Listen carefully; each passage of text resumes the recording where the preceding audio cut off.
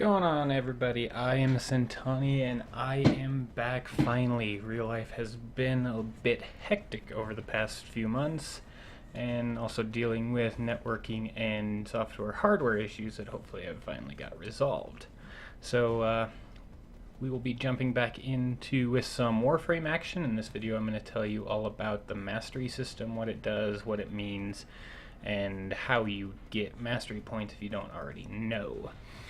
As always, if you are new here, do not forget to hit that subscribe button to stay up to date on videos I will be putting out in the future. We will be getting back on a more structured schedule, as long as real life stays moderately controllable. So mastery, the easiest way, right under there you see under my gamer tag, because this is on my Xbox, you see the 17 and the symbol. That's your mastery symbol and then your mastery rank. Mastery rank, the quickest way to describe it would be like your player level. Effectively, I mean, a lot of people, oh, you're a really high mastery rank, you must be good at the game. Not always true. Effectively, mastery rank just means you've leveled a lot of things. You can level a lot of things, but if you don't have the right mods, like I've already talked about, you're going to see a lot of fall off. But what does that mastery rank do for you? One, once you unlock trading, once you hit mastery rank 2, I do believe, every increase to the mastery rank increases how many trades you can do per day. So I can trade 17 times a day. So if I'm trading things to try to get prime parts I need for things I don't need anymore, or if I'm just trying to sell my prime parts off for platinum, the premium currency, then that means I can do that 17 times a day. Also increases your extractor deployment time at rank 0, 5, and 10, so I don't see any more increase to that. It unlocks weapons. There are a lot of weapons, and now with the Riven mods, there are a lot of things that are mastery rank locked. Especially when you get into, like I said, the Riven mods, the Syndicate mods, and the Syndicate weapons.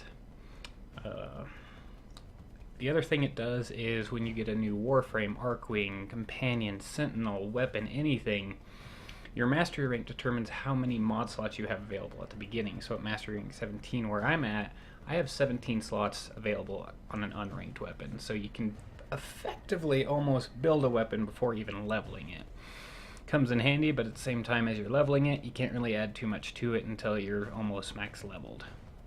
It also increases how many void traces you can have for the void relics, 50 per rank in fact, and also increases the amount of standing you can get for the syndicates, whether it be the actual syndicates, the Conclave, Cephalon Samaras, all of those guys, Osteron, the Quills on Plains of Eidolon.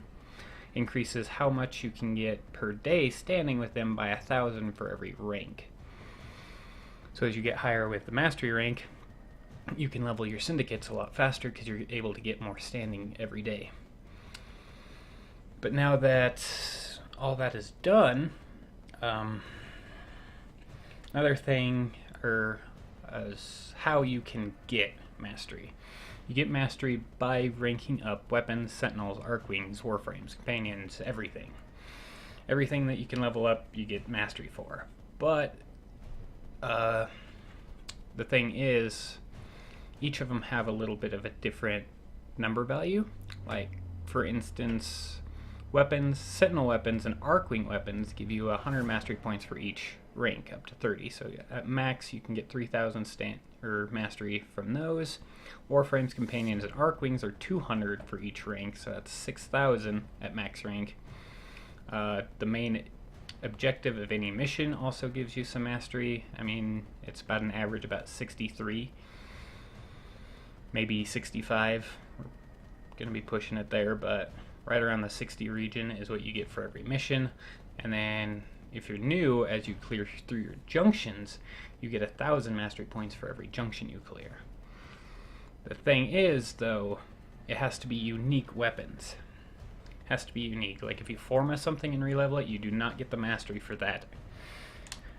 Quickest way to see what you can work on is you go to your profile here and then go down to your equipment, and then you can look through it and be like, okay, so I've leveled Ash. I've also leveled Ash Prime. They are unique because they are technically different names. When I formed my Ash Prime, I didn't get mastery for re-leveling it.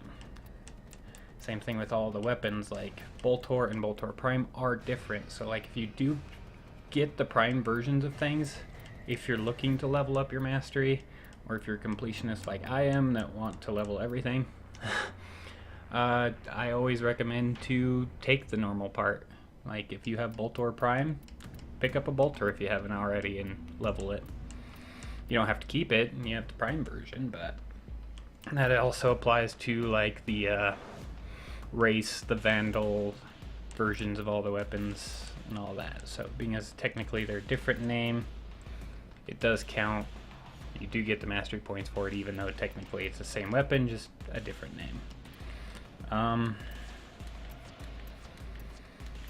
And then another thing, we're here in the simulacrum, so let's go ahead and leave this real fast. A lot of things that people I play with don't even know about yet. You can go up to the Cephalon Samaris room, and when you get your mastery rank test, because you can only do it once every 24-hour period. If you fail, you have to wait. But you can go up to the Cephalon Samaris room, which I'll probably just fast travel, and he has a corridor that has every mastery rank test there that you can test and try out before you actually take it, to find out what weapons you need, what you need to do, what Warframe you might need to use to make it just that much easier on yourself. Let's go ahead and just fast travel really fast. You go up to Cephalon Samaris here, and then this corridor over here you have all of the mastery rank tests. So once you get qualified, you can come in here, like for instance this one, mastery rank 14, I've already done, so I can't test it. Good to know. But you go to whichever one you do, you hit the accept button, and then you go into it, and it'll give you a little option that says either qualify or test.